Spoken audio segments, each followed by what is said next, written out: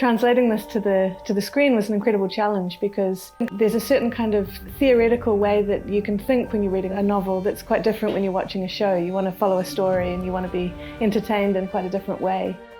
I am a big fan of the book and had read it and just thought it was such a rich, beautiful world. Eleanor has written such an incredible, textured story. From the very beginning of the adaptation process, we have talked about it as though we've turned the novel inside out and back to front. And yet, it's totally truthful to the book. It's an extraordinary thing. Any process of adaptation is always tricky. There's never time in whatever you're making to fit in all the detail that you can have in a novel. You know, the adaptation has to capture the essence of the story. Ellie's done that. It's quite amazing that Eleanor wrote this book, poured herself into that world, created this beautiful crystalline thing, and then when it came to writing the screenplay, she threw it all up in the air again.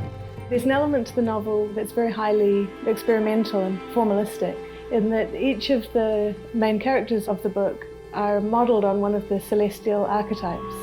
So we have 7 planetary characters, 12 zodiacal characters, and then finally one Earth character who's kind of the fixed point around which everything else revolves. In the book it's much more about the 12, this kind of constellation of men. Anna is much more of a cipher for their experiences. In our retelling, Anna is more the subject than the object, and so it's her experiences. We tell the story through her eyes. Which I thought was really smart and interesting.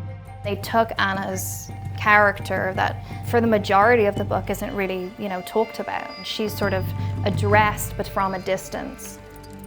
So how do you tell the future? I'm afraid no one in the world has the power to do that.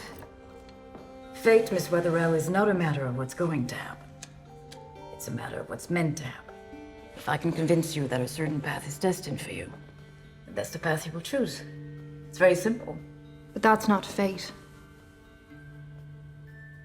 I beg your pardon? That's just you. It's still the same universe, it's still the world that Eleanor created, but she's just looking at it through so many different prisms now. There is one thing that the show has done that is not present in the book, which is to cast a British Indian actor as Emery Staines.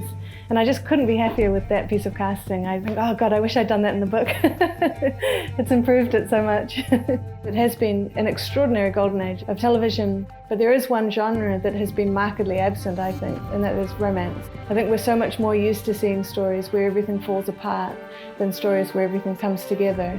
I believe passionately that these kinds of stories need to be told to remind people that this is also a part of human nature, that yes, humans are violent and yes, humans are divisive, but humans also are forgiving and they're loving, and that is human achievement.